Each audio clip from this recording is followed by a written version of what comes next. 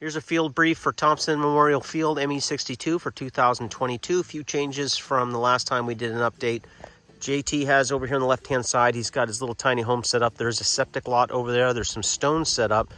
There is his septic system. Don't taxi in there. I don't know why you would be anyway, but don't do it. I'll tell you that. And this is looking to the south. So from this point here, we have 2,500 exactly feet of mowed surface. This is the approach end looking to the north now. You'll come over some high trees, landing to the south. We suggest touching down right about where the windsock pole is, off to the right-hand side. You'll see the cones set up there. There's the cones are set every 250 feet.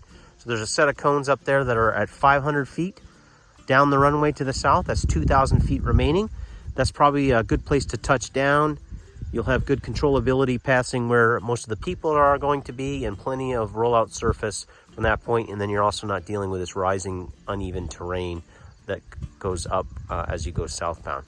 We'll jump in the ride here and head to the south and point out a few things for you.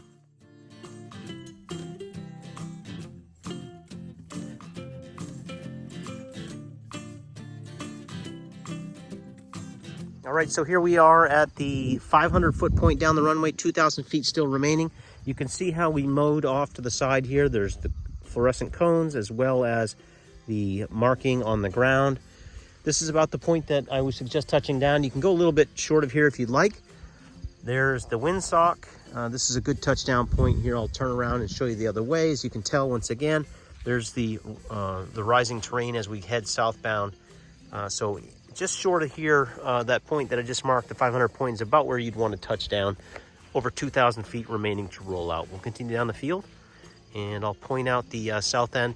The biggest change we're going to have, you're going to see way down there on the south end, is we got rid of the Grigman's dip. So we'll go down and check that out.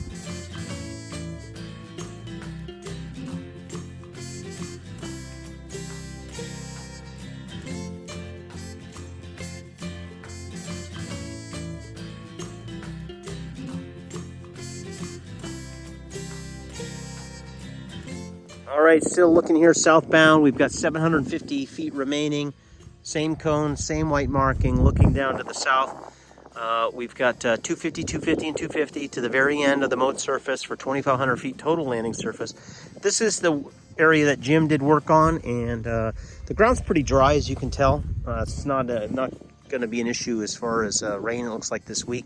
But we do have some grass growing in here. We've got the straw set up on this, but we basically took out, there was basically a low terrain, high terrain, and another piece of low terrain, and it was a difference of 2 feet. So if you all recall, it was kind of a slingshot approach that you'd come in here, and if you weren't expecting it, you'd go down that 2 feet and then get shot back up, and then if you had any speed landing here, you would get airborne. Want to bring attention to the edges over here. Jim hasn't had a chance to taper this off yet. So you can see the cone that I have placed there. That's the edge marking, and another cone down there. Obviously, you want to avoid this area here because we do have a change in elevation. Hopefully, I don't know if Jim's going to have a chance to fix this before, but just assume that this is like this. The left side is pretty much okay. It's just this one portion in here. This is where the majority of the dip was that he had to put the fill in. So there is a drop off there, so look out for that. I'm going to drive you down to the end there and turn around and just look northbound so you get a chance to look at the approach end. If you come landing from the south to the north, we'll take a look at that and make a few points.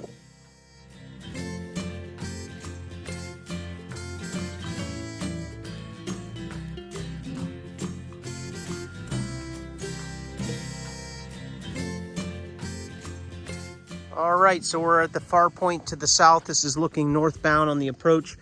You'll see, looking to the north, before the work was done, there's a couple dips that are in there, but since we've done that work there, this is a much better spot to touch down. Before, we used to carry it long past where that construction was done and use up 750, almost 1,000 feet of runway before touching down.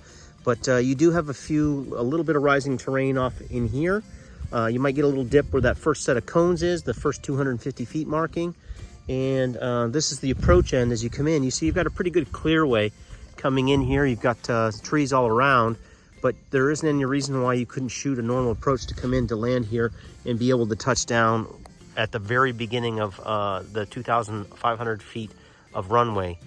And you've got plenty of runway to take off and to land. So this is a big improvement with the construction here. Very excited about that.